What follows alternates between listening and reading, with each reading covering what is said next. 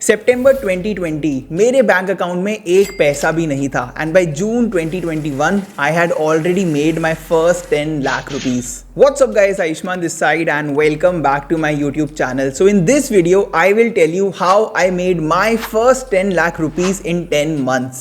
As you know मैं इस channel पे different videos डालता रहता हूँ on how you can make money and become successful in your career. But at the same time मुझे बहुत सारे comments भी आते हैं कि show proof आपने कितना पैसा कमाया या फिर ये आइडियाज फेक है या no one can make 1 lakh rupees using these skills. ऐसे बहुत सारे comments आते हैं. So I decided that I will show everyone that I practice what I preach and how I am making lakhs every month using these 5 skills. और ये वो 5 skills है जिनका सबसे बड़ा योगदान रहा है in how much money I have made and these are a mix of 3 hard skills and 2 soft skills and इस वीडियो में मैं आपको इन्हीं के बारे में बताऊंगा. और आगे बढ़ने से पहले मैं एक बार आप लोगों से भी जानना चाहता हूं कि अगर आपके बैंक अकाउंट में 10 लाख रुपए आ जाए आज रात तो आप उस 10 लाख रुपए का क्या करोगे? Let me know in the comment section. So मेरे जो फर्स्ट 10 लाख रुपीज है उसमें सबसे बड़ा कॉन्ट्रीब्यूशन इसी एक स्किल का रहा है because this skill help me land my first job as a software engineer at HSBC and इस स्किल का नाम है कोडिंग. और ऐसा नहीं था कि मेरी कोडिंग हमेशा से ही बहुत अच्छी थी. I was a very bad coder. In fact मैं इतना खराब कोडर था कि 3rd ईयर में जब कंपनीज आई थी ऑन कैंपस इंटर्नशिप राउंड्स के लिए उसमें मेरा किसी भी कंपनी में सिलेक्शन नहीं हुआ. मैं कोडिंग राउंड्स भी हार्डली क्लियर कर पाता था. इतनी बुरी थी मेरी कोडिंग स्किल्स. एंड इवन दो I was a computer science student at IIIT Delhi तो मुझे बहुत ज्यादा coding and programming related courses लेने पड़ते थे बट मैं बिल्कुल भी एकेडमिकली सिंसियर नहीं था. टू बी ऑनेस्ट बिल्कुल नहीं पढ़ता था और इसीलिए मेरी कोडिंग भी बहुत खराब थी. लेकिन 4th ईयर में जब कैंपस प्लेसमेंट सिर्फ 1-2 महीना दूर थे तब थोड़ा सा मुझे होश आया कि आई थिंक मुझे अब कोडिंग सीखनी चाहिए क्योंकि कैंपस प्लेसमेंट लेने के लिए और कॉलेज के बाद जॉब में भी बहुत ज़्यादा इंपॉर्टेंट है. तो मैंने 2 महीना बैठ के बहुत अच्छे से कोडिंग की प्रैक्टिस की. मैंने अपने आप को स्किल अप करा, फिर कैंपस प्लेसमेंट्स राउंड्स में बैठा, बहुत सारी कंपनीज में बहुत आगे तक गया एंड फाइनली मेरी HSBC में जॉब लग गई as a software engineer. And इसमें सबसे बड़ा कॉन्ट्रीब्यूशन मेरी कोडिंग स्किल्स का ही था. और एक सॉफ्टवेयर इंजीनियर करता क्या है? सॉफ्टवेयर को डेवलप करता है, सॉफ्टवेयर को कोड करता है. तो एक सॉफ्टवेयर इंजीनियर जॉब में भी सबसे ज्यादा इंपॉर्टेंट काम कोडिंग आने का ही होता है. तो ऐसा नहीं कि कोडिंग आपकी सिर्फ जॉब लगवा देगी.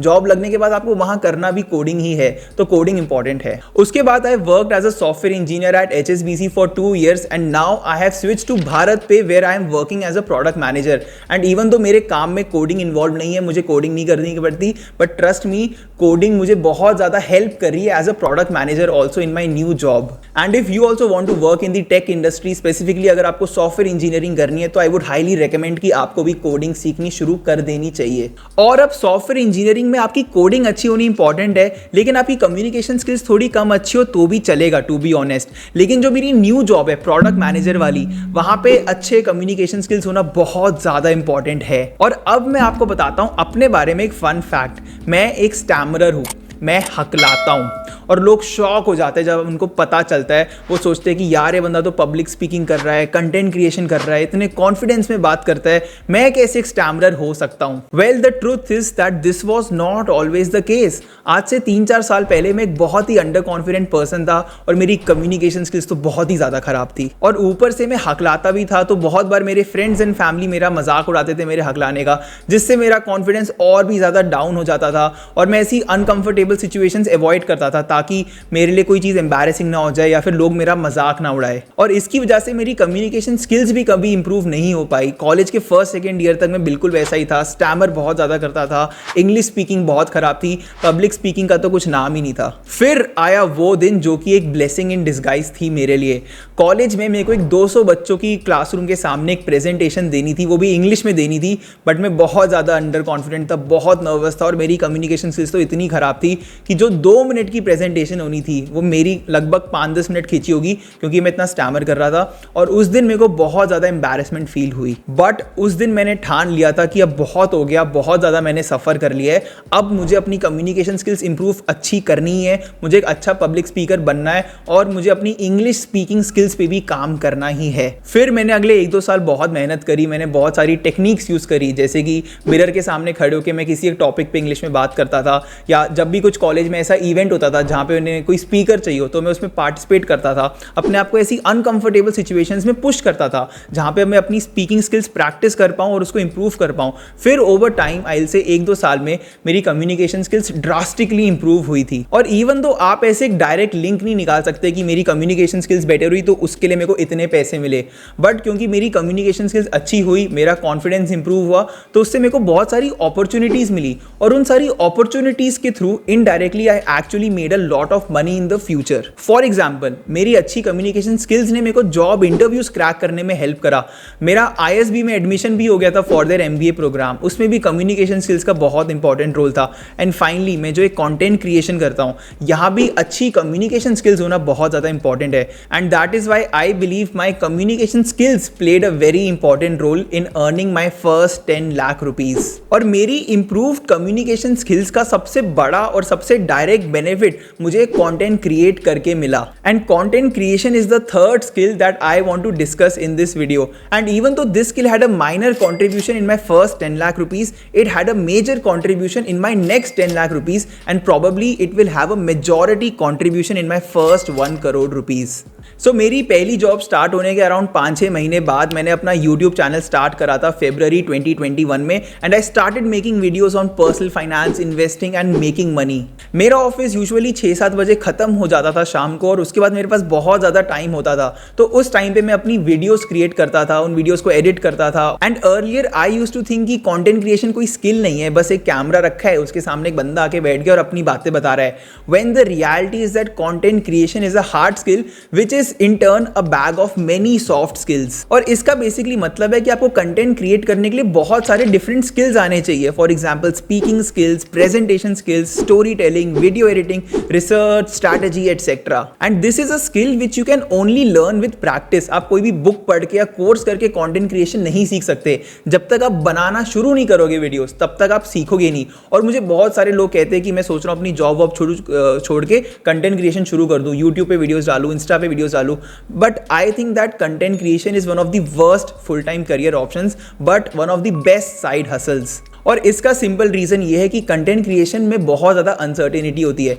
यू नेवर नो कि आपकी वीडियोस चलेगी या नहीं चलेगी, या अगर आप चल रहे हो तो कब तक चलोगे। तो आप लाइफ लॉन्ग सिक्योरिटी एक्सपेक्ट नहीं कर सकते सिंपली कंटेंट क्रिएट करके। बट हाँ, this is one of the best side hustles, क्योंकि इसमें आपका कोई फाइनेंशियल इन्वेस्टमेंट नहीं लगता, आपको स्टार्ट करने के लिए कोई बहुत सारे बड़े बड़े इक्विपमेंट्स नहीं चाहिए, and most importantly content creation करने में आपको मजा आएगा। And that is why I believe that everyone should start creating content, because you never know कब आपका कंटेंट अच्छा चल जाए और कब ये आपके लिए एक बहुत अच्छा और हाइपिंग साइड हसल और पैसिव इनकम बन जाए। एंड गाइस, यहाँ पे मैं ये भी कहना चाहता हूँ कि मैं इस चैनल पे हर हफ्ते ही मेकिंग मनी रिलेटेड वीडियोस डालता रहता हूँ। तो अगर आपने अभी तक इस चैनल पे सब्सक्राइब नहीं किया है तो सब्सक्राइब का बटन दबाना बिल्कुल मत भूलना। और आपको पता है कि जब मैंने कंटेंट क्रिएशन स्टार्ट किया था तो मुझे सबसे बड़ी प्रॉब्लम क्या आई थी, सबसे बड़ा स्ट्रगल क्या था? सबसे बड़ा स्ट्रगल मेरे लिए था वीडियोस को एडिट करना, वीडियो एडिटिंग सीखना। And video editing is the fourth skill that I want to discuss in this list. And I still remember जब मैंने अपनी पहली डोजकॉइन वाली वीडियो रिकॉर्ड कर ली थी, मैं बहुत एक्साइटेड था कि फाइनली मैंने वीडियो रिकॉर्ड कर ली है। बट तभी मेरे दिमाग में क्लिक हुआ कि अरे शिट, अभी वीडियो एडिट भी तो करनी पड़ेगी और मुझे तो एडिटिंग का भी नहीं आता, तो करूँगा कैसे मैं ये? और तब मैंने वही करा जो मैं हर एक को करने को कहता हूँ। सिंपली मैंने यूट्यूब पे सर्च करा learn video editing as a beginner for free. इतना मैंने नूब सा सर्च किया था। फिर वहाँ पे I found a few playlist, I discovered a few video editing softwares. मैंने एडोबी प्रीमियर प्रो से शुरू करा, कंप्लीटली फ्री ऑफ कॉस्ट मैंने वीडियो एडिटिंग करनी सीखी। एंड धीरे धीरे करते मैं अपने आप को स्किल अप करता गया वीडियो एडिटिंग में। और अपनी वीडियो एडिटिंग को ओवर टाइम इंप्रूव करने के लिए मैंने एक सिंपल फंडा फॉलो किया था कि मैं हर वीडियो में एक नया इफेक्ट सीखूंगा, हर वीडियो में मैं एक नया वीडियो एडिटिंग वाला इफेक्ट इंप्लीमेंट करूंगा, ताकि विद टाइम मैं बहुत सारे इफेक्ट सीख जाऊं और उनको यूज करना भी सीखूं और अपने आप को स्किल अप करता रहूं। और वीडियो एडिटिंग बहुत ज्यादा टाइम इंटेंसिव काम होता है। मेरे को एज अ बिगनर अपनी एक 10 मिनट की वीडियो बनाने में 6-7 घंटे की एडिटिंग लग जाती थी। But at the same time video editing is also very very fun. और स्टार्टिंग के 1 साल तो मैंने अपनी सारी वीडियोस खुद ही एडिट करी थी। बट उसके बाद थोड़ा स्केल अप करने के लिए और अपने टाइम को बेटर यूटिलाइज करने के लिए मैंने वीडियो एडिटर्स को हायर करना शुरू कर दिया। And right now I am working with a team of 3 3 to 5 different video editors जो मेरी सारी long form and short form videos edit करते हैं। And guys trust me, video editors की, अच्छे वीडियो एडिटर्स की इस वक्त बहुत ज़्यादा डिमांड है मार्केट में, specially thanks to the creator economy, but supply कम है। तो अगर आप एक अर्निंग मनी, मेकिंग मनी वाला स्किल सीखना चाहते हो तो you can start with video editing. And मैंने इस टॉपिक पे एक पूरी डेडिकेटेड वीडियो भी बनाई है on how you can learn video editing as a beginner, पूरा स्टेप बाय स्टेप गाइड है। सो इसके बाद ये वीडियो डेफिनेटली चेकआउट कर लेना। और अब शायद से आपके दिमाग में एक बात आ रही हो कि भाई ये बंदा क्या क्या करता है, ये जॉब भी कर रहा है, ये वीडियोस भी बनाता है, ये वीडियो एडिटिंग भी करता था, 24 घंटे के दिन में 8-9 घंटे सोना भी है, तो इतना टाइम आता कहाँ से है? And this is probably the most common question that I get asked obviously after कि भैया how can I also make money. इसके बाद सबसे कॉमन क्वेश्चन यही है कि how do you manage your time. मैं पिछले 2 साल से एक फुल टाइम जॉब कर रहा हूँ, मैं पिछले 1.5 साल से यूट्यूब पे वीडियोस बना रहा हूँ, तो कंटेंट क्रिएशन भी कर रहा हूँ, अब हमने इंस्टाग्राम पे भी डालना शुरू कर दिया है। And I am a very very social person, तो मैं बहुत ज़्यादा बाहर जाता हूँ, घूमता फिरता हूँ।